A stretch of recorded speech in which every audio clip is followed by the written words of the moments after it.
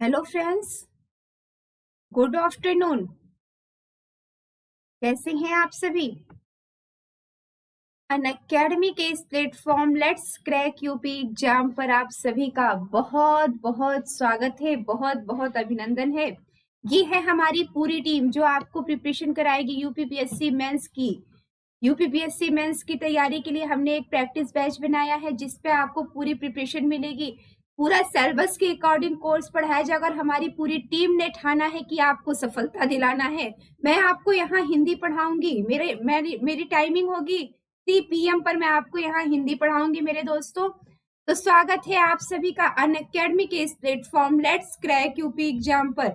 मेरे दोस्तों, अन अकेडमी के इस प्लेटफॉर्म से जुड़िए और अपनी प्रिपरेशन को बेहतर से भी बेहतर बनाइए। अन अकेडमी एक ऐसा प्लेटफॉर्म है जो आप सभी को यूपीपीएससी और यूपी ट्रिपल एससी की तैयारी के लिए एक चैनल प्रोवाइड कर रहा है, लेट्स क्रैक यूपी एग्जाम, जहां आपको टॉप एडुकेटर द्वारा बेस्ट क्वालिटी कंटेंट द्वारा ग्रेट लर्निंग एक्सपीरियंस, मतलब बहुत ही सीखने का एक अच्छा अवसर दे रहा है अन अकेडमी प्लस। मेरा परिचय दोस्तों, मेरा नाम है अंकिता पाठक। मैं अन अकेडमी के इस प्लेटफॉर्म से आप सभी को यूपीपीएससी और यूपी ट्रिपल एससी की परीक्षा के लिए हिंदी विषय की तैयारी करवा रही हूँ। ये है मेरा रेफरल कोड। मेरा रेफरल कोड है ANKYT। Get 10% off on any courses. किसी भी कोर्स में आपको सब्सक्रिप्शन लेना है अन अकेडमी प्लस पर तो मेरा रेफरल कोड यूज करिए, आपकी फीस 10% लेस हो जाएगी। तो all about Unacademy platform crack UPPSC UP triple SC with India's largest learning platform, India के सबसे बड़े ऑनलाइन लर्निंग प्लेटफॉर्म से जुड़िए और अपनी प्रिपरेशन को बेहतर बनाइए। Gets plus subscription and access unlimited live recorded courses from India's best educator. आपको अन अकेडमी प्लस के सब्सक्रिप्शन पर क्या मिलने वाला है? अन अकेडमी प्लस के सब्सक्रिप्शन पर आपको अनलिमिटेड एसेस के साथ लाइव और रिकॉर्डेड वीडियो, सिलेबस के अकॉर्डिंग कोर्स और इंडिया के सबसे बेहतरीन, सबसे टॉप एडुकेटर से के साथ पढ़ने का अवसर मिलने वाला है मेरे दोस्तों।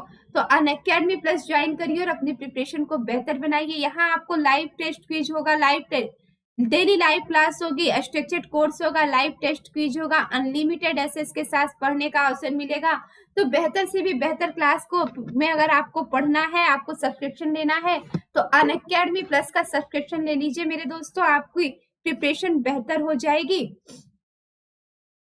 यहाँ पर आपको फ्री मॉक टेस्ट करवाया जाता है, वीकली मॉक टेस्ट करवाया जाता है और आपकी प्रिपरेशन को बेहतर बनाने के लिए आपको बेहतरीन प्लेटफॉर्म देगा अन अकेडमी प्लस।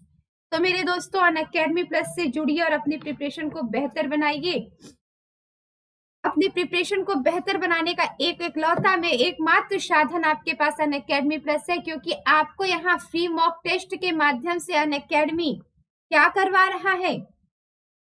आपके प्रिपरेशन में आपको ही आपकी कमी दिखा रहा है कि मेरा वीक पॉइंट कहाँ है, और आप अपने वीक पॉइंट पर ज्यादा फोकस कर लेंगे, प्रिपरेशन को बेहतर बना लेंगे मेरे फ्रेंड्स। तो अन अकेडमी प्लस से जुड़िए और अपनी प्रिपरेशन को बेहतर बनाइए। How to register for Unacademy platform. अब आपको बताना है कि आप अन अकेडमी के प्लेटफॉर्म पर खुद को कैसे रजिस्टर कर सकते हैं। अपने मोबाइल का प्ले स्टोर ओपन करिए।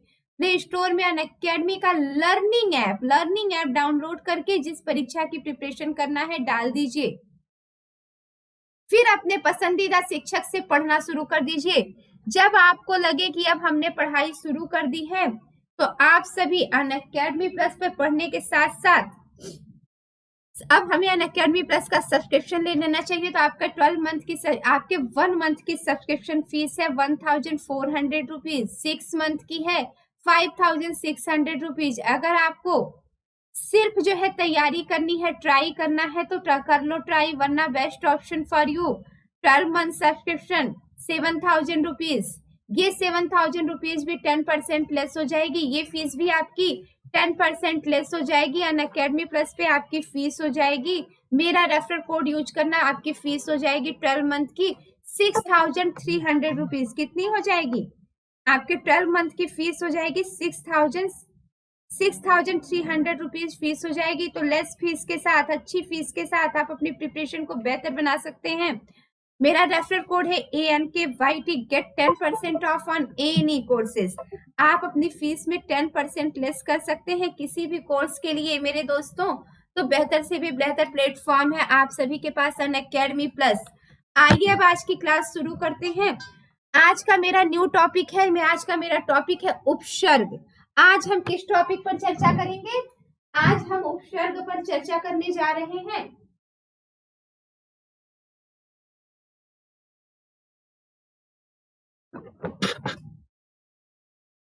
उपसर्ग पर चर्चा करने जा रहे हैं हम लोग आज। तो मेरे फ्रेंड्स, आज का टॉपिक है उपसर्ग। पहले जान लेते हैं कि मेरे दोस्त उपसर्ग है क्या। उपसर्ग वह शब्दांश है, उपसर्ग वह शब्दांश है, शब्दांश। अभी 1 सेकेंड। उपसर्ग वह शब्दांश होता है जो किसी भी शब्द के पहले लगता है। उपसर्ग क्या है? वह शब्दांश है जो किसी शब्द के पहले लगता है, शब्द के पहले।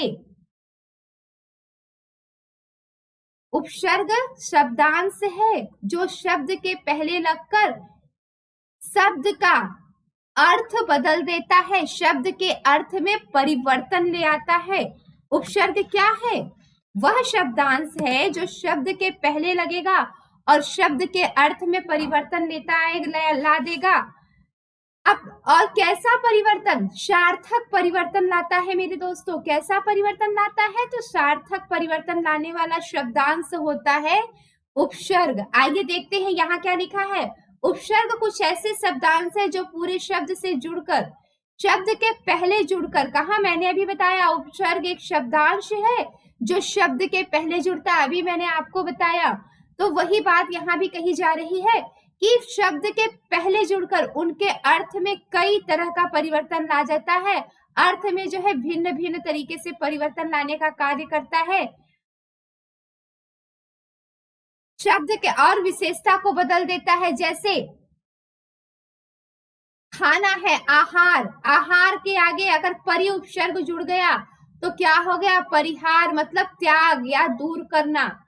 प्रहार, हार शब्द है आपका मूल, प्र उपसर्ग जुड़ गया, प्रहार का अर्थ होता है चोट। अभी वही हार शब्द में वी उपसर्ग जुड़ गया तो आपका हो जाएगा उसका अर्थ घूमना। ऐसे कई सार्थक परिवर्तन लाता है। तो मेरे दोस्तों याद रखना उपसर्ग क्या है। अगर आपसे कभी पूछ दिया गया उपसर्ग क्या है तो आप बताएंगे उपसर्ग शब्दांश है। उपसर्ग एक शब्दांश है जो शब्द के पहले जुड़ता है। यहां तक आपका डाउट क्लियर हो गया मेरे फ्रेंड्स कि उपसर्ग क्या है और कहाँ जुड़ता है। उपसर्ग एक शब्दांश है जो शब्द के पहले जुड़ता है। ये तो मेरा पहला टॉपिक है। आपकी परीक्षा में प्रश्न आता है मेरे दोस्तों कि उपसर्ग क्या है। आपकी परीक्षा में प्रश्न आता है उपसर्ग, उपसर्ग क्या है। तो अगर ऐसे पूछ दिया तो आप लिखेंगे उपसर्ग एक शब्दांश है जो शब्द के पहले जुड़कर शब्द के अर्थ में परिवर्तन ले आता है। अब आते हैं कि उपसर्ग के प्रयोग पर चर्चा करते हैं। अब हम चर्चा करेंगे कि उपसर्ग का प्रयोग कैसे किया जाता है, किन परिस्थितियों में किया जाता है, किस आधार पर किया जाता है। तो उपसर्ग का प्रयोग शब्द के अर्थ में विशेषता आ जाती है। उपसर्ग के प्रयोग से शब्द के अर्थ में विशेषता आती है और इसका प्रयोग 3 स्थितियों में किया जाता है। किन स्थितियों में? 3 स्थितियों में उपसर्ग का अर्थ प्रकट होता है। पहला है आपका शब्दार्थ सर्वथा प्रतिकूल परिस्थिति में हो। कैसा हो? हमेशा सर्वथा जो है प्रतिकूल परिस्थिति का हो शब्द का अर्थ। दूसरा है आपका शब्दार्थ में कोई विशेष अंतर नहीं आता, मात्र गति या अधिकता का संकेत मिलता है। शब्द के अर्थ में कोई अंतर नहीं आएगा, सिर्फ गति या अधिकता का संकेत मिलेगा। जैसे आपका आता है अधिक, अधिक एक शब्द है, इसके आगे अति उपसर्ग लग गया तो हो गया अत्याधिक। मतलब अब अधिक तो अपना अर्थ खुद ही बता रहा है कि मैं ज्यादा हूं और अत्याधिक हो गया तो बहुत ज्यादा। तो शब्द के अर्थ में जुड़ा और एक हल्का सा परिवर्तन, अधिकता मात्र बता दिया, गति मात्र, गमन, अधिगमन, ये क्या है? शब्द के आगे जुड़ने वाले शब्दांश हैं जो कि शब्द के अर्थ में एक नया परिवर्तन लाते हैं, शब्दार्थ में एक नवीन विशेषता आ जाती है। तो मेरे दोस्तों यहाँ पर एक नवीन विशेषता आ जाती है। हमारी हिंदी भाषा में अच्छा बताइए कितने उपसर्ग हैं? कितने? हिंदी में हम किन किन भाषाओं के उपसर्ग का प्रयोग करते हैं? मेरे दोस्तों हम हिंदी में 3 भाषाओं के उपसर्ग का मुख्यतः प्रयोग करते हैं। पहला है आपका संस्कृत के उपसर्ग। कौन से हैं? संस्कृत भाषा के उपसर्ग। पहला आपका है संस्कृत के उपसर्ग, दूसरा है आपका हिंदी के उपसर्ग,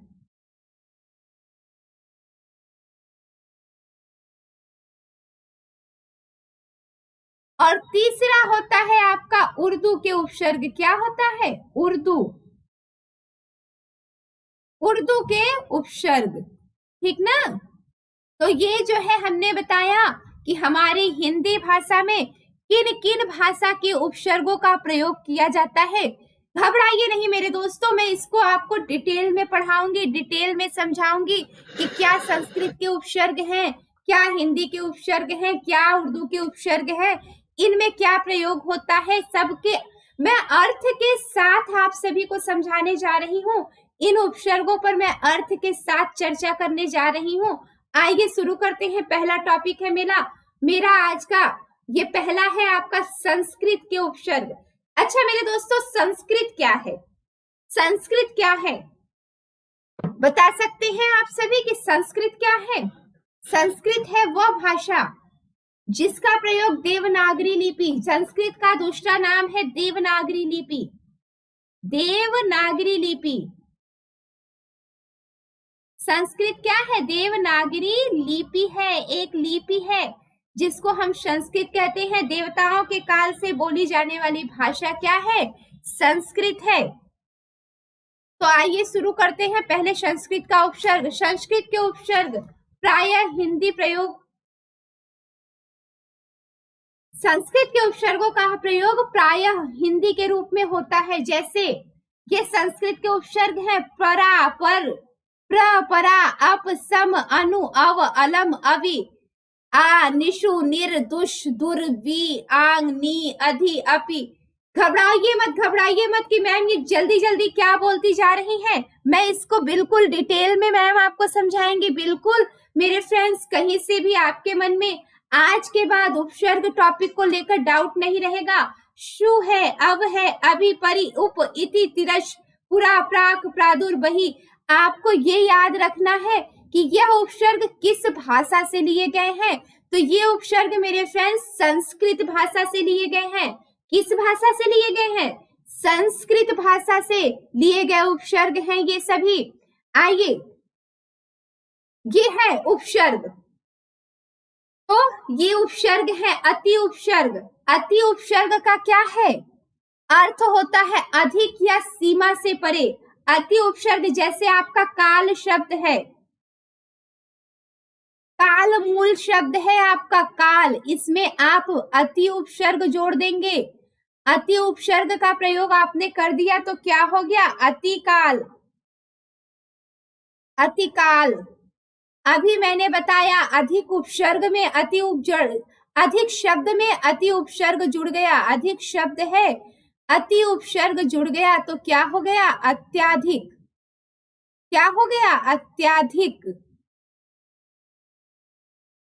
शय, अतिशय, अत्यंत होता है ना। अतिरिक्त, रिक्त शब्द में, रिक्त शब्द में अति उपसर्ग जुड़ गया तो क्या बन गया आपका? अतिरिक्त।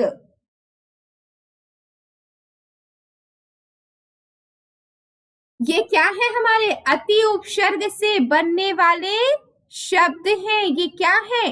संस्कृत के उपसर्ग अति से बनने वाले शब्दों पर चर्चा हो रही है। यहाँ पर अतिकाल, अत्याधिक, अतिरिक्त सब में जो है अधिक या सीमा से परे का वर्णन है। यहाँ अति उपसर्ग से बनने वाले शब्दों को हमने समझा कि अति उपसर्ग से कौन कौन से शब्द बनेंगे। आइए अब अधि को देखते हैं। अधि उपसर्ग, अधि मतलब होता है ऊपर। अधि का क्या अर्थ होता है? ऊपर या श्रेष्ठ के लिए अधि शब्द का प्रयोग किया जाता है। अधि शब्द का प्रयोग ऊपर या किसी को अपने से श्रेष्ठ बताना हो तो किया जाता है। जैसे कार शब्द में अधि उपसर्ग जुड़ गया, हो गया अधिकार। यहाँ अधि उपसर्ग से बनने वाले शब्द हैं अधिकार। अधिकार शब्द में अधि उपसर्ग जुड़ गया, अधिकार बन गया अधिकरण। अधिकरण, अधिष्ठाता,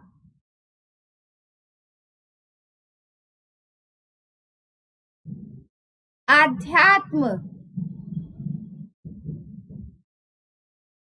आध्यात्म, अधिभार। ये क्या है? ये अधि उपसर्ग से अधिभार। ये क्या है? अधि उपसर्ग से बनने वाले शब्द हैं। अधि उपसर्ग से बनने वाले शब्द हैं। तो मेरे फ्रेंड्स, आपको जानना है कि संस्कृत में उपसर्गों का प्रयोग कैसे होता है, कौन से उपसर्ग संस्कृत के हैं। आइए देखते हैं। अनु मतलब होता है पीछे या अनुगामी, अनु या सामान। अनुक्रम, अनुचर, ये क्या है? अनुक्रम, अनुक्रम, अनुचर, अनुचर, अनुज, अनुज। अग्रज का विलोम शब्द होता है अनुज। अनुरूप, रूप शब्द में अनु उपसर्ग जुड़ गया, अनुरूप हो गया। क्या हो गया? अनुरूप। ये क्या है? अनु उपसर्ग संस्कृत भाषा के अनु उपसर्ग से बनने वाले शब्द है। क्या है? संस्कृत भाषा के अनु उपसर्ग से बनने वाले शब्दों पर हमने चर्चा कर ली। अब आइए देखते हैं अप उपसर्ग। अप का क्या अर्थ होता है? अप का अर्थ होता है बुरा, हीन, विरुद्ध भाव के लिए प्रयोग किया जाता है। जैसे मान शब्द में अप उपसर्ग जुड़ गया, अपमान, अपकीर्ति, अपकीर्ति,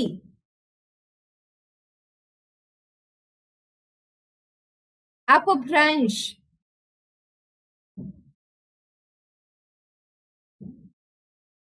अपशगुन, ये क्या है? बुरे के अर्थ में। अप उपसर्ग बुरे के अर्थ में प्रयुक्त होने वाला शब्द है अपशगुन। अनुस्वार, अनुस्वार मतलब अनुकरण करने वाला अनुस्वार होता है। अपवाद, अपवाद, ये क्या है? अप उपसर्ग से बनने वाले शब्द हैं। आइए देखते हैं अभि उपसर्ग को। अभि होता है, अभि का शाब्दिक अर्थ अगर आप लेते हैं तो अभि उपसर्ग वह उपसर्ग है जो संस्कृत भाषा से लिया गया है और इसका अर्थ होता है और, पास, सामने के अर्थ में। जैसे अभियान, अभियान, अभ्यास, अभिमान, मतलब गर्व, अभिमान। ये सभी जो है यूपीपीएससी की बैच के प्रश्न भी बने हैं कि अभिमान शब्द किस उपसर्ग से बना है, या आपसे प्रश्न पूछा जा सकता है कि आप उपसर्ग उपसर्ग किस भाषा का उपसर्ग है, किस भाषा का उपसर्ग है। तो आप बताएंगे अभि उपसर्ग संस्कृत भाषा का उपसर्ग है। किस भाषा का है? संस्कृत भाषा का। मेरे दोस्तों, यहाँ तक आपकी समझ में आ गया?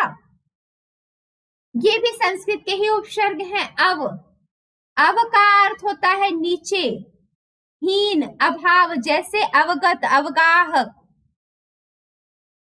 अवगत, अवनत, अवनत, अवसान। ये क्या है? अव उपसर्ग से बनने वाले मूल शब्द हैं। क्या है? अव उपसर्ग से बनने वाले मूल शब्द।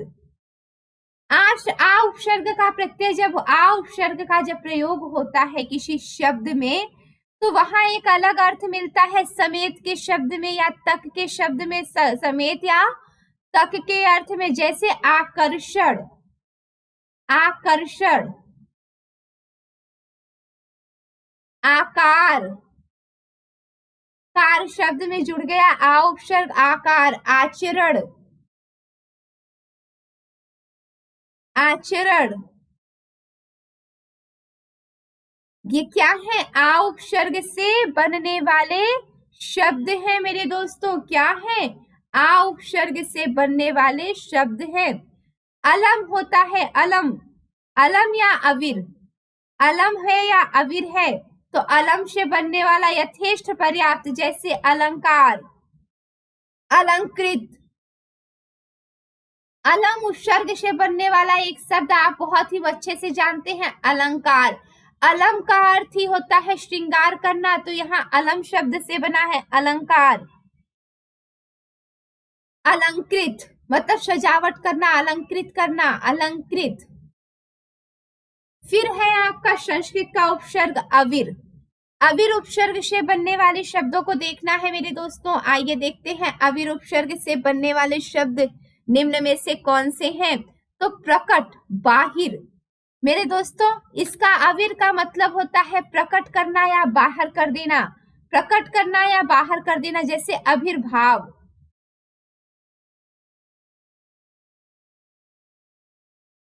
आविर्भाव। सॉरी, मैंने गलत लिख दिया, इरेज कर देती हूँ, जल्दी क्या है।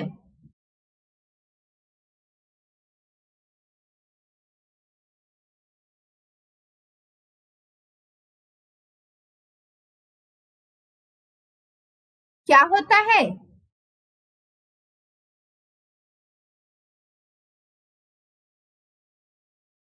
आविर्भाव, आविष्कार,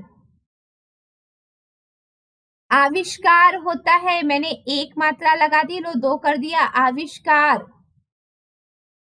क्या है ये कौन से हैं? अवीर, अवीर उपसर्ग से बनने वाले शब्द हैं। आविष्कार, आविर्भाव, अधिकरण, आविष्कृत।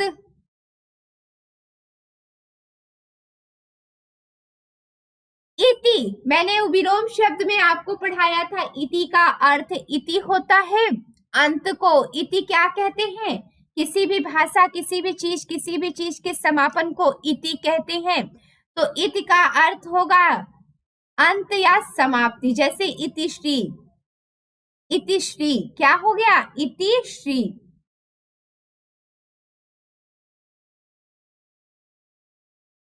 इतिश्री मतलब अंत कर देना।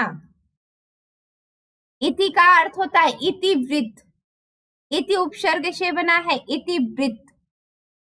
इतिहास बना है इति उपसर्ग से, इतिहास। ओके फ्रेंड्स, तो ये क्या है? इति, ये इति उपसर्ग से बनने वाले मूल शब्द है। एक शब्दांश है जो कि जुड़ रहा है श्री शब्द में, श्री शब्द में इति उपसर्ग जुड़ रहा है मेरे फ्रेंड्स, बन जा रहा है इति श्री। तो इति श्री का क्या है? इति श्री का शाब्दिक अर्थ क्या है? इति का अर्थ होता है अंत, मतलब अंत हो गया।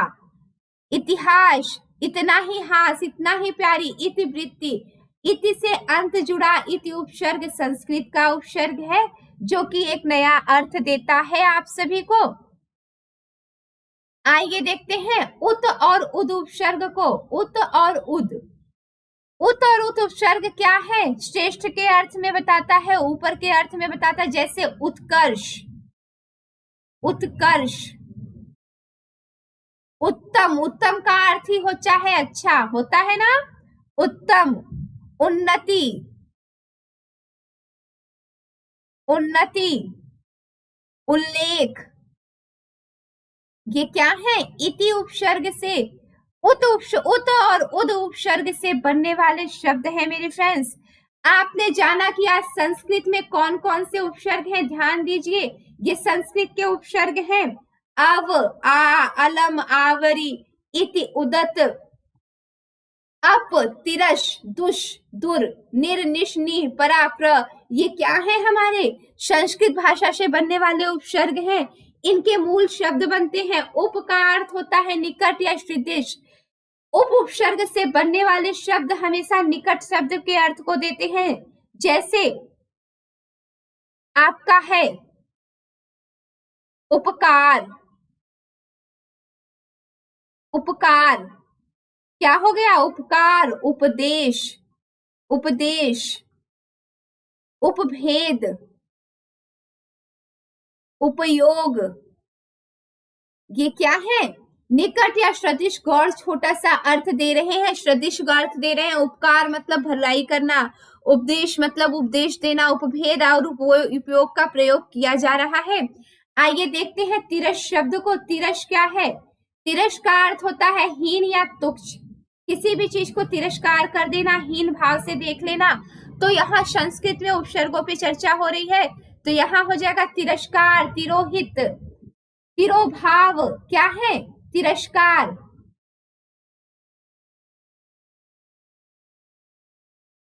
तिरस्कार, तिरोभाव, तिरोभाव, तिरोहित, यह किस प्रकार के उपसर्ग है? तिरस उपसर्ग से बने शब्द हैं। दुर और दुष, दुर और दुष उपसर्ग से बने शब्द हैं। बुरा, इसको जो है हमेशा बुरे के अर्थ में लेते हैं, कठिन के अर्थ में लेते हैं। जैसे दुस्साहस होता है दुराचार, दुष्कर्म, दुस्साहस, दुराचार, दुराचार, दुष्कर्म,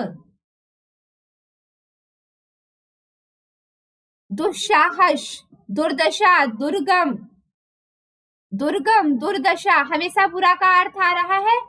रास्ता कठिन है, दुर्गम मतलब रास्ता कठिन है, दुर्दशा मतलब बुरी दशा है। दुर्लभ मतलब जिसको प्राप्त करना कठिन हो, दुर्लभ, दुर्जन, ये क्या है? दुर उपसर्ग से बने मूल शब्द हैं, दुर उपसर्ग से बने शब्द हैं। निर, निश और नि उपसर्ग को देखते हैं मेरे दोस्तों।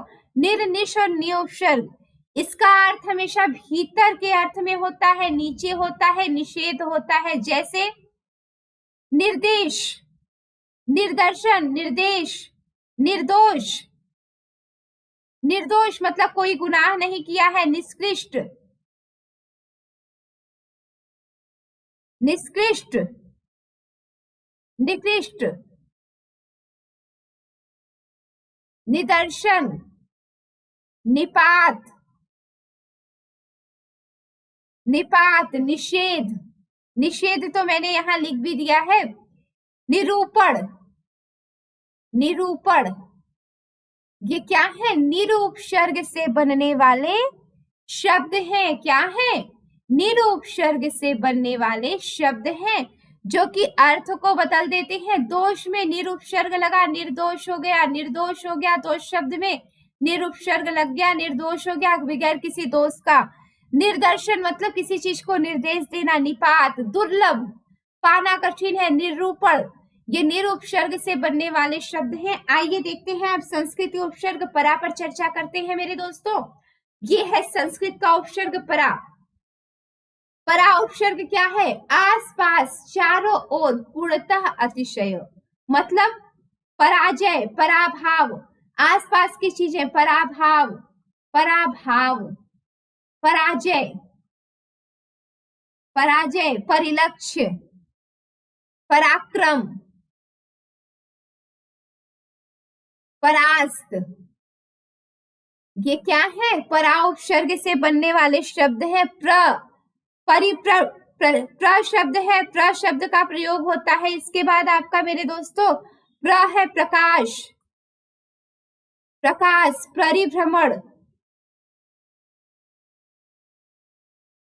परिक्रमा। आज मैं आप सभी को संस्कृत के उपसर्गों से आप सभी का परिचय करा रही हूँ। तो यह है हमारे संस्कृत के उपसर्ग। प्रति उपसर्ग होता है प्रति, प्रति का अर्थ होता है विरोधाभास की भावना रखने वाला उपसर्ग। जैसे कूल शब्द में, कूल शब्द में प्रति उपसर्ग जुड़ गया, प्रतिकूल बन गया, बन गया। क्षण शब्द में, क्षण शब्द में प्रति उपसर्ग जुड़ गया, क्या बन गया? प्रतिक्षण। वादी शब्द में वादी शब्द में प्रति उपसर्ग जुड़ गया, प्रतिवादी बन गया। तो ये क्या है? प्रति उपसर्ग से बनने वाले शब्द हैं। प्रकाश है, काश, प्रख्यात है, ख्यात और प्रख्यात ये क्या है हमारे प्रति उपसर्ग से बनने वाले शब्द हैं। आइए अब चर्चा कर लेते हैं पुरा शब्द पे। पुरा होता है प्राचीन काल का वर्णन करना। पुरा शब्द से क्या तात्पर्य है? प्राचीन काल की बातें कहना। पुरा शब्द प्राचीन काल की बातें कहता है। जैसे पुरा शब्द का क्या है? पुरा शब्द अगर उपसर्ग है आपके सामने तो आप प्राचीन काल पर वर्णन करेंगे। पुरा काल, पुरातत्व काल। पुरातत्व मतलब प्राचीन बातें आ गई। पुरातत्व, पुरातन, पुरातन ये क्या है हमारे पुरा उपसर्ग से बने शब्द हैं। पुरालिपि, पुरालिपि, पुरावशेषण, पुरावशेष कहते हैं ना, यहाँ विशेष मिले, यहाँ अवशेष मिले हैं। हड़प्पा संस्कृति के अवशेष मिले हैं, मिलता है ना ऐसा। तो ये है हमारे पुरा उपसर्ग से बने शब्द। आइए प्राक उपसर्ग को देख लेते हैं। प्राक का अर्थ था जैसे प्राग ऐतिहासिक काल, प्राक उपसर्ग से बना है प्राग ऐतिहासिक। तो पहले के अर्थ में लेते हैं, प्राचीन अर्थ में लेते हैं। जैसे प्राग ऐतिहासिक, प्राकथन,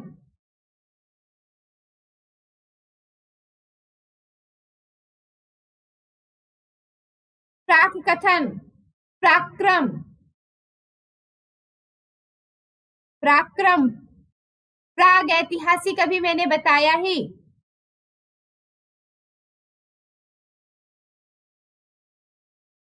प्रादुर्भाव ये क्या है हमारे प्राक उपसर्ग से बनने वाले शब्द हैं। आइए देखते हैं प्रादुर। प्रादुर क्या है? प्रादुर हमेशा बाहर के अर्थ में प्रकट होता है, किसी विशेष अर्थों को प्रकट करता है, तो प्रादुर उपसर्ग है। प्रादुर्भाव कहते हैं, प्रादुर्भाव। अच्छा मैंने ऊपर लिख दिया है प्रादुर्भाव, प्रादुर्भाव, प्रादुर्भूत, प्रादुर्भूत ये क्या है? प्रा उपसर्ग से बनने वाले शब्द है। बही, बही का अर्थ होता है कि किसी चीज को बाहर कर देना, बहिष्कार कर देना। देखो मैंने एक बोल दिया, बहिष्कार,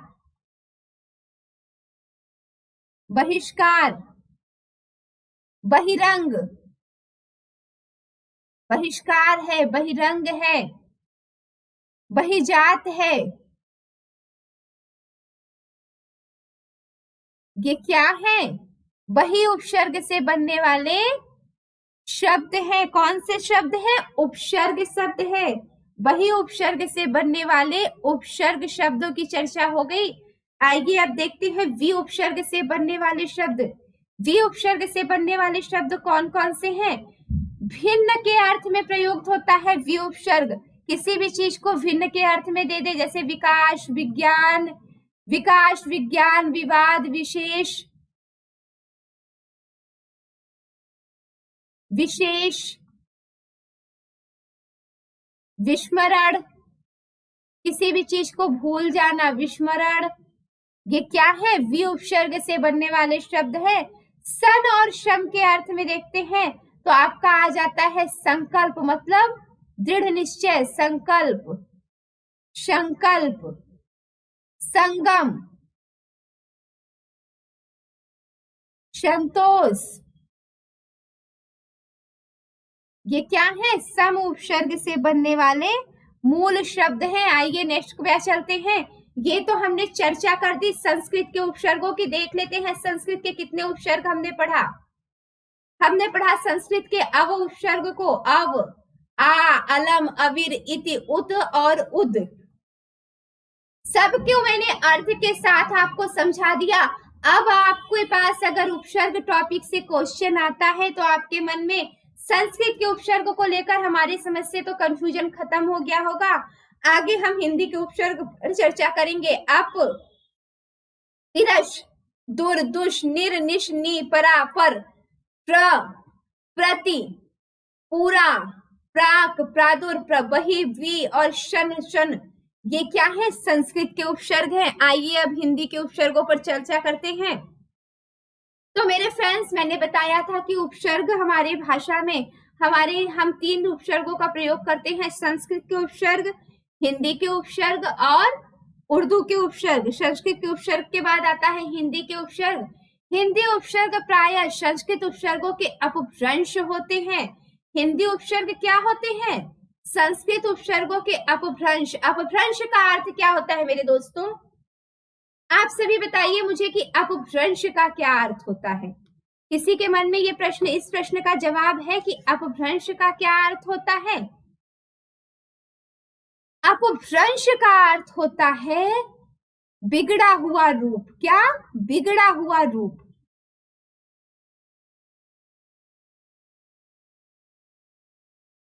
तो हिंदी के उपसर्ग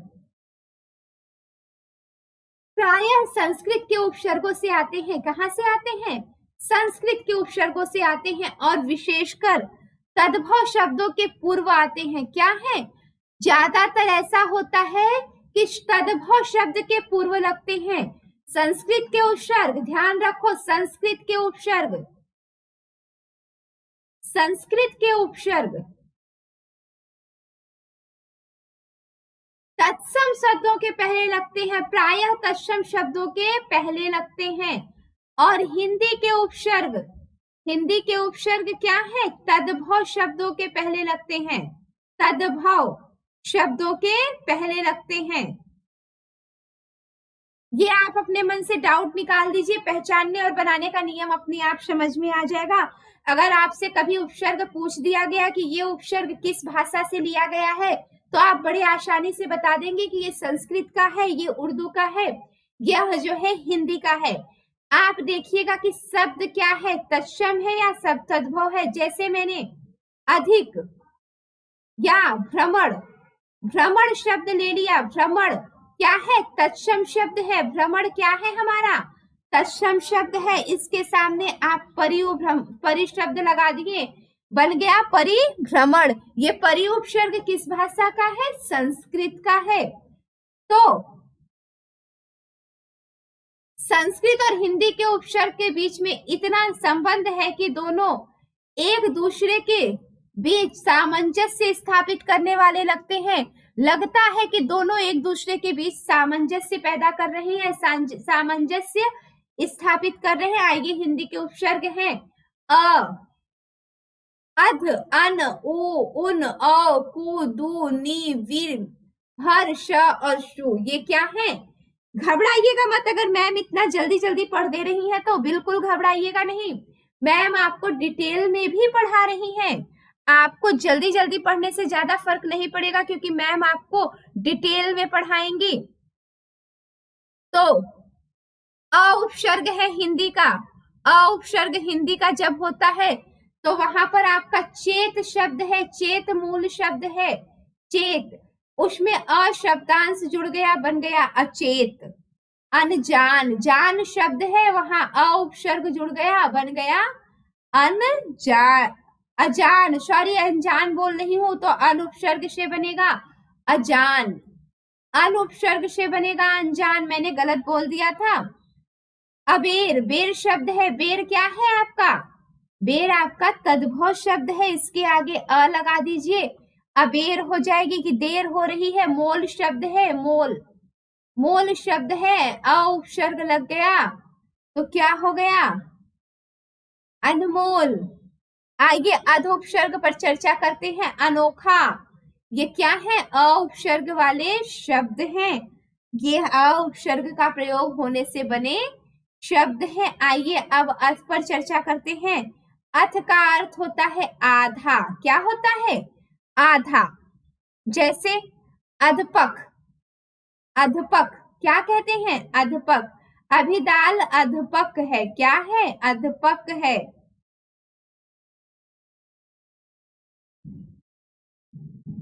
अध, अधपक, अधसेरा, अधशेरा मतलब आधा सेर। आधा सेर मतलब आधा किलो। अधमरा, आधा मरा हुआ। अधमरा, अधखिला, अधमरा, अधखिला। ये क्या है? अधखिला। ये क्या है? अध उपसर्ग से बनने वाले शब्द हैं। क्या है मेरे दोस्त? अधखिला। यह हिंदी के उपसर्ग अध से बनने वाले शब्द हैं, शब्दांश हैं। शब्दांश अच्छा क्या है इनमें? ये जो है मरा शब्द शब्दांश है या अध शब्द शब्दांश है? अगर आपसे पूछ दिया जाए अधमरा शब्द में कौन सा शब्दांश है, कौन सा शब्दांश है, तो क्या है? अध शब्दांश है। अध शब्दांश है, उपसर्ग शब्दांश। क्या है? उपसर्ग शब्दांश है। मेरे फ्रेंड्स, मुझे जहां तक पता है आपके डाउट्स क्लियर होते जा रहे हैं। अब उपसर्ग को लेकर आपके मन में थोड़ी सी भी दुविधा नहीं रह गई होगी। अब आप उपसर्ग टॉपिक को क्लियर कर चुके होंगे। आइए अन शब्द को देखते हैं। अभाव, अनजान। यहाँ पर आपको अन उपसर्ग में किसी भी तरह से अभाव या अनजान की प्रतीति होगी, जैसे अनहित, अनपढ़, अनजान, अधमरा। अनहित, अनहित, अनपढ़, अनपढ़, अनिच्छा, अनिच्छा। ये क्या है?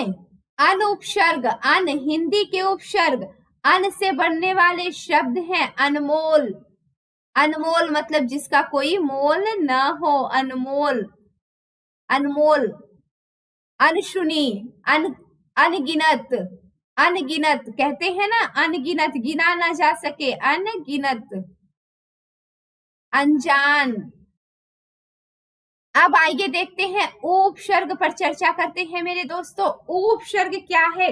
उपसर्ग वह उपसर्ग शब्द है, वह उपसर्ग शब्दांश है जो कहीं भी बाहर के अर्थ में प्रयुक्त होता है, जैसे 19, 49,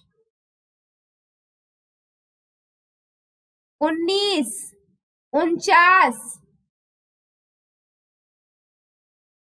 49, 69, 69। ये क्या है? उपसर्ग से बने शब्द हैं। 59, 59, 19, 49, 69, 59। ये किन उपसर्ग से बने शब्द हैं? उपसर्ग। उपसर्ग का प्रयोग यहाँ पर किया गया है।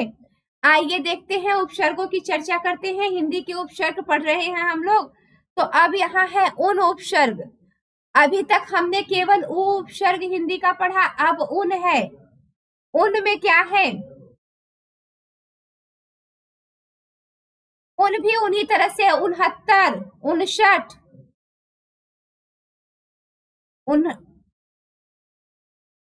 69, 59।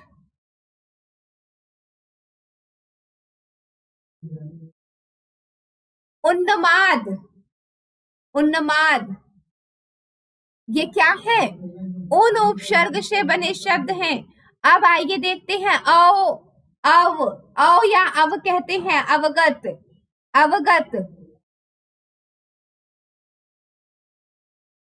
अवगुण, अवगुण, अवगुण। अव उपसर्ग से बनता है अवगुण। अवघट, अवघड़, अवघट। ये क्या है? अ उपसर्ग से बनने वाले मूल शब्द हैं। एक उपसर्ग लगा, अर्थ बदल गया। गुण शब्द में, गुण शब्द में, गुण शब्द में मैंने बताया था कि उपसर्ग वह शब्दांश होते हैं जो शब्द का अर्थ शब्द के पहले लगकर शब्द का अर्थ परिवर्तित कर देते हैं। तो गुण शब्द में हम उन अव उपसर्ग जोड़ दिए। क्या जोड़ दिए? अव उपसर्ग जोड़ दिए, अवगुण बन गया। तो वो अवगुण क्या है? वो अवगुण क्या है मेरे दोस्तों? कि किसी का बुरा गुण, किसी की बुराई। अवघड़, अवगुण, अवगुण, ये क्या है? बुरे के अर्थ में, हीन भावना के अर्थ में प्रयुक्त होने वाले हैं। आइए को उपसर्ग पर चर्चा करते हैं। को उपसर्ग क्या है? को का अर्थ होता है खराब। किसी भी सही शब्द के आगे भी अगर आप लोग को लगा दीजिए तो वो खराब हो जाएगा, हो जाएगा। जैसे योग शब्द है, योग, योग्य, योग्य है या योग है, योग्य शब्द है या योग शब्द है, योग। योग में आपने कु उपसर्ग लगा दिया, कुयोग या कुयोग्य। समय शब्द में, समय शब्द में आप कु लगा दीजिए, कुसमय मतलब बुरा समय। अभी क्या कहते हैं कि समय सही है तब तक आपका बुरा समय। रूप बहुत ही सुंदर, बहुत ही अलौकिक चीज होती है रूप, तो ये रूप शब्द में अगर आपने कु उपसर्ग लगा दिया, कुरूप हो गया, मतलब अच्छा रूप। कुपात्र, कुपात्र मतलब किसी भी काम का नहीं, बुरा व्यक्ति, कुपात्र व्यक्ति कहते हैं ना। पूत शब्द है, आपने हमेशा सुना होगा पूत, पूत शब्द में कु उपसर्ग लग गया, कुपूत बन गया। पूत कपूत तो क्या धन संचय, पूत कपूत तो क्या धन संचय, पूत शपूत तो क्या धन संचय, और कुपूत कपूत तो क्या धन संचय। तो ये कुपूत शब्द भी है, यहाँ हमेशा बुरे का अर्थ प्रयुक्त होता है। अब आप ये मत कह देना कि कुंवर, कुंवर जो है राजा राम महाराजाओं के पुत्र को कहते हैं, राजाओं को कहते हैं कि कुंवर जी आ रहे हैं। को इससे अलग कर कर देखना मेरे दोस्तों, क्योंकि हिंदी भाषा में कुछ अपवाद भी होते हैं। अभी मैं इस पर भी चर्चा करूंगी कि क्या अपवाद होते हैं, कैसे होते हैं। आइए दो उपसर्ग पर करते हैं। दो मतलब होता है बुरा या हीन, दुस्साहस। दो उपसर्ग होता है दुबला, मतलब एकदम कमजोर व्यक्ति, दुबला, दो उपसर्ग से है। दुबला, दुकाल, दुबला, दुकाल, दुशासन, दुशासन, दुर्जन, दुर्जन। ये क्या है? दो उपसर्ग के साथ प्रयुक्त होने वाले शब्द हैं जिसका अर्थ दुर्जन मतलब बुरा व्यक्ति, दुबला बिल्कुल कमजोर, दुकाल दोहरा समय चल रहा है। ये हीन भावना दर्शाता है। नी शब्द हमेशा निषेधात्मक होता है, नकारात्मक होता है, अभाव रहित होता है। नी उपसर्ग का प्रयोग हमेशा जो है अभाव रहित में किया जाता है, जैसे निकम्मा, निकम्मा मतलब किसी काम का नहीं है। निकम्मा का अर्थ होता है किसी कार्य का नहीं है। निडर, कोई डर नहीं, निडर बिल्कुल हमारे अंदर कोई डर नहीं है, हम लोग फ्री होकर प्रिपरेशन करेंगे। यूपीपीएससी मेंस तो इस बार निकलना ही निकलना है। निकम्मा, निडर, निधड़क, निधड़क। ओके मेरे फ्रेंड्स, यहाँ बिन उपसर्ग है, बिन मतलब बिन उपसर्ग का प्रयोग। बिन देखा, बिन कहा, बिन ब्याहा, ऐसे होता है ना। बिन देखा, बिन कहा, बिन जाना, बिन ब्याहा, विनियोग, ये है बिन उपसर्ग के बने शब्द। भर शब्द है, भर शब्द जैसे कहते हैं ना पेट के आगे हम भर शब्द लगा दिए तो क्या हो गया? पेट भर। क्या हो गया? भर पेट, भर पेट, पेट शब्द लगा दिया। भरपूर, भरपूर, भरपूर, भरसक। देखिए सब तद्भव शब्द हैं। भरोसा, भर कोश, तद्भव शब्द है कोश, इसके आगे भर उपसर्ग लग गया। मैंने बताया था हिंदी के उपसर्ग हमेशा तद्भव शब्दों के पहले लगते हैं, प्रायः तद्भव शब्दों के पहले लगते हैं हिंदी के उपसर्ग। और मेरे फ्रेंड्स याद रखना कि संस्कृत के उपसर्ग प्रायः तद्भव शब्दों के पहले लगते हैं। स उपसर्ग साथ है, सहित, सरस, सरस, सहित, सहित, सरस, सजग, सजग, सफल। ये क्या है? स उपसर्ग से बने शब्द हैं। सुंदर, स उपसर्ग सुंदर, यहाँ पर किसी भी चीज की सुंदर काया का वर्णन होता है। शु शब्द किसी को अच्छा दर्शाने के लिए प्रयुक्त किया जाने वाला शब्द है। शु क्या है? किसी को अच्छा दर्शाता है, जैसे सुडौल, सुडौल, सुयोग्य, सुयोग्य, सुफल। ये क्या है? किसी को अच्छा बता रहा है। सुचेत, सुलोचना, ये जो है किसी को अच्छा बताने के अर्थ में हिंदी के उपसर्गों का प्रयोग किया जाता है। हिंदी में देखिए कुछ अपवाद भी होते हैं। माता गुरुजी ने हिंदी व्याकरण में लिखा है कि संस्कृत के स्वरादि शब्दों संस्कृत के कौन से शब्द स्वरादि शब्दों के पहले अ उपसर्ग के स्थान पर स्वरादि शब्दों के पहले अ उपसर्ग के स्थान पर अ उपसर्ग के स्थान पर अन उपसर्ग का क्या है अन उपसर्ग का प्रयोग होता है, परंतु अन व्यंजन आदि शब्दों के साथ होता है, जैसे अनगिनत अनगिनत अनगिनत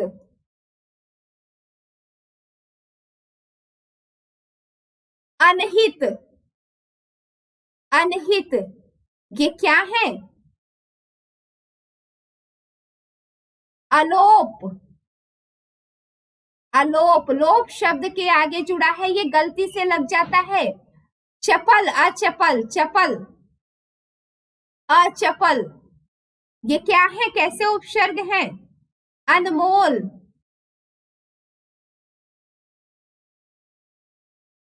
ये अपवाद वाले उपसर्ग है, इनके आगे पीछे अनहित तोर प्रिया कहेगा कीना। यहाँ पर देखिए रामचरितमानस में लिखा गया है, ये पंक्ति है, ध्यान दीजिएगा इस पंक्ति पर भी। साथ ही साथ हम लोग जो है ग्रामर की विशेष तथ्यों को भी पढ़ते रहेंगे, मूल तथ्यों को भी पढ़ते रहेंगे। रामचरितमानस की एक पंक्ति आपके सामने मैं रख रही हूँ, अन उपसर्ग से जुड़ी पंक्ति है मेरे दोस्तों, ध्यान दीजिएगा। अनहित अनहित तोर प्रिया अनहित तोर प्रिया को ही कीना। क्या कीना? अनहित तोर प्रिया कोई कीना, मतलब कि अन मतलब बुरे के ही अर्थ में प्रयोग हो रहा है। ये रामचरितमानस में है, यहाँ पर ये अनमोल पंक्तियों के माध्यम से लिया गया है। ये जो है पंक्ति बता रहा है कि अनहित प्रिया तोर को ही कीना, मतलब प्रिय तुम्हारा कोई अनहित नहीं कर सकता। आइए अब उर्दू के उपसर्ग पर चर्चा करते हैं मेरे फ्रेंड्स। मैंने बताया कि हिंदी भाषा में हम 3 प्रकार से उपसर्गों का प्रयोग करते हैं, संस्कृत के उपसर्ग, हिंदी के उपसर्ग और उर्दू के उपसर्ग। अब हम लोग आइए उर्दू के उपसर्ग को देखते हैं। अल एन कम खुश गैर दर ना। घबराइएगा मत, ये मैं जल्दी जल्दी पढ़ रही हूँ, बिल्कुल घबराइएगा मत, मैं डिटेल में भी पढ़ाऊंगी।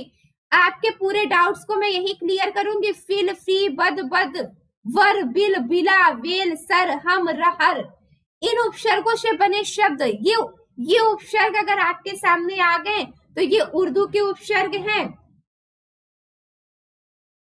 जैसे अल उपसर्ग क्या है? अलगर्जी, अलबल, अलबेला। बेला शब्द में अल उपसर्ग जुड़ गया, ये निश्चित है। अलबेला, अनुपम। अलबेला मतलब प्रातःकालीन बेला को कहते हैं अलबेला। अलबत्ता, अलबत्ता, ये अल उपसर्ग के शब्द हैं। मेरा यहाँ मेन टॉपिक ये है कि अगर आपसे कोई पूछ दे कि ये शब्द किस भाषा से लिया गया है, तो यह अल उपसर्ग, अल शब्दांश, अल उपसर्ग जो है उर्दू का है एन, मतलब एन वक्ता। एन वक्ता, ये क्या है? एन वक्ता। ये जो है कम मिलते हैं उर्दू के उपसर्ग, लेकिन जहां मिलते हैं बहुत ज्यादा मिलते हैं। कम शब्द मतलब थोड़ा कम उम्र, कम कीमती, कमजोर, कम बखत, कम उम्र, कमजोर, कम बखत,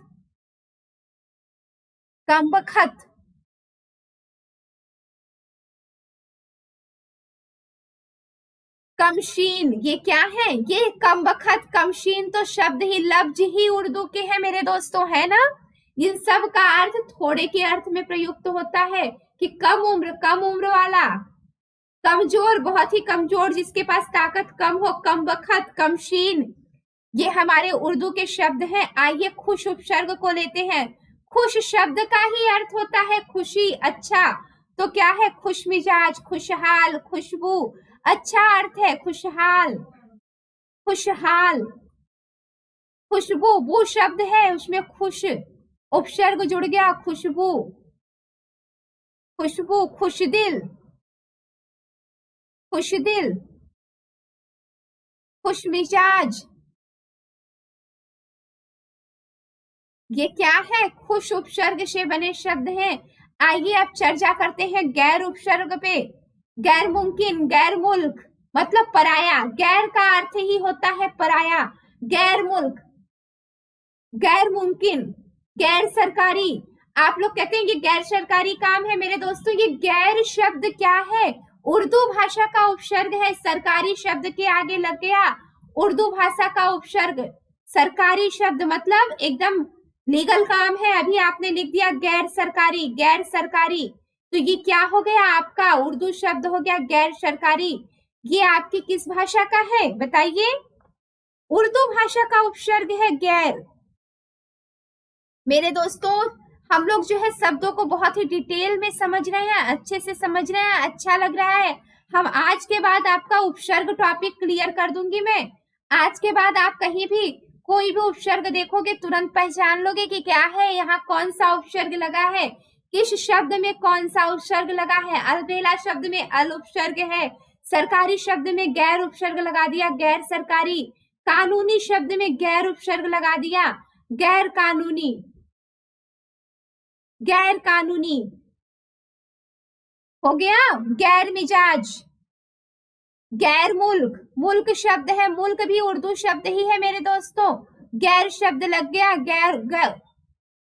गैर मुल्क हो गया, दूसरा देश हो गया। अब आइए दर उपसर्ग पर चर्चा करते हैं। दर उपसर्ग, दर का अर्थ होता है में, दरअसल, दरअसल, दरकार,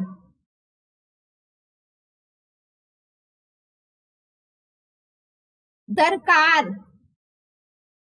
दरबार, दरबार में होता है ना, दरबार में, दरबार, दरवेश। ये क्या है? किस तरह के उपसर्ग है? हमारे उर्दू के उपसर्ग है ना उपसर्ग। ना का प्रयोग होता है ना उम्मीद, नामुमकिन, ना उम्मीद। कहते हैं ना अब तो मैं एकदम ना उम्मीद हूं, ना उम्मीद, ना समझ, नामुमकिन, ना समझ, नाबालिग, नाबालिग। ये सब उर्दू के उपसर्ग हैं जिनकी मैं इस समय चर्चा कर रही हूँ। फिल उपसर्ग है उर्दू का। फिल शब्द होता है फिलहाल, फिलहाल शब्द होता है उर्दू भाषा का ही शब्द है। फी को ले लेते हैं, फिल के बाद आपका आता है फी उपसर्ग। फी आदमी, फिल, फी सैकड़ा, ऐसे प्रत्येक मतलब कि एक की चर्चा करते हैं यहाँ पर। व उपसर्ग, बनाम, ब उपसर्ग होता है बनाम, बदसूरत, ये व नहीं है ब है, ब से बकरी वाला ब यहाँ प्रयुक्त किया गया है, थोड़ी सी मिसप्रिंटिंग हो गई है। बनाम होगा, बदसूरत होगा, बदबू,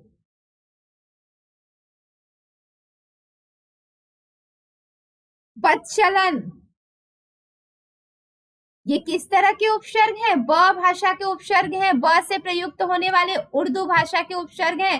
अभी मैंने बताया बद मतलब बुरा, बुरे के अर्थ में प्रयुक्त होने वाला शब्द बुरा, बद उपसर्ग का है। क्या है? बदमाश, बदनाम, बदहजमी, हजम नहीं हुआ खाना तो लोग बोलते हैं ना बदहजमी हो गई, आज बदहजमी हो गई, तो वही बदहजमी की चर्चा कर रही हूँ। बदमाश, बद, बद दुआ मतलब कि बुरी दुआ देना। किसी के साथ बुरा करोगे तो ऐसा होगा, कभी किसी के साथ बुरा मत करना मेरे दोस्तों, सबकी भलाई के बारे में सोचना। बर उपसर्ग पर चर्चा करते हैं। बर उपसर्ग से बने शब्द बर्दाश्त, बर्खास्त, बर्दाश्त,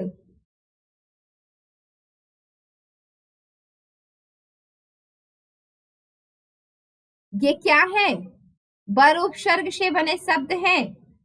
बरक्कत, बरक्कत कहते हैं ना कि बरक्कत होगी, तो ये बर उपसर्ग से बने शब्द है। बा, बा उपसर्ग पर चर्चा करते हैं। बा वफा, जल्दी से देख लेते हैं। बा वफा,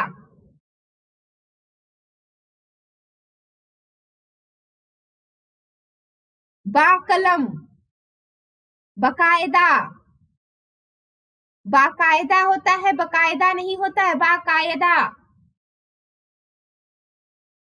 बा इंसाफ, ये क्या है? बा उपसर्ग से बने शब्द हैं। बिला, बिला शक, बिला दिमाग, बिला कसूर, ये क्या है? बिला ख्यात, ये उर्दू के शब्द हैं। बे, बेचारा, बेईमान, बे उपसर्ग से बना है बेचारा, बेईमान, बेईमान, बेरहम, बेइज्जत, ये उर्दू के शब्द हैं। ला, ला उपसर्ग से बना शब्द है लाचार, लाचार, लाजवाब, लाजवाब, लाइलाज, लाचार हुआ, लाइलाज हो गया, लापता हो गया, लाइज्म हो गया। ये क्या है? हमारे उर्दू भाषा से बने शब्द है मेरे फ्रेंड्स। तो आपको अच्छे से समझ में आ गया हो कि हिंदी भाषा में हम 3 उपसर्ग प्रयोग करते हैं। मैं पूरी कक्षा का, पूरी आपको जो मैंने पूरी आज क्लास, पूरे सेशन का सार आपको बता देती हूँ कि उर्दू भाषा में हम 3 उपसर्गों का प्रयोग करते हैं। पहले है संस्कृत, संस्कृत के उपसर्ग, संस्कृत के उपसर्ग, उर्दू के उपसर्ग और हिंदी के उपसर्ग, हिंदी के उपसर्ग। और आपका तीसरा है उर्दू का उपसर्ग। संस्कृत के उपसर्ग प्रायः तत्सम शब्दों के पहले लगते हैं, तत्सम शब्दों के पहले। कहा? तत्सम शब्दों के, हिंदी के तद्भव शब्दों के पहले लगते हैं मेरे फ्रेंड्स। तो अब आज आप, हमें नहीं लगता कि आपका अब उपसर्ग को लेकर कोई डाउट होगा। आज आपका उपसर्ग डाउट क्लियर हो गया। नेक्स्ट क्लास में हम आपको प्रत्यय के विषय में डिटेल में पढ़ाएंगे। फिर हम आपके लिए उपसर्ग और प्रत्यय से जुड़े प्रैक्टिस सेट लेकर आएंगे ताकि आपका ये टॉपिक अच्छे से क्लियर हो जाए, आपके मन में कहीं भी कोई डाउट न रह जाए। क्लास पसंद आती है मेरे फ्रेंड्स तो ज्यादा से ज्यादा लाइक करिएगा, सब्सक्राइब करिएगा चैनल को और बेल आइकन को दबाइएगा ताकि आपको नोटिफिकेशन मिले। थैंक यू गाइस, फिर मिलते हैं नेक्स्ट सेशन में।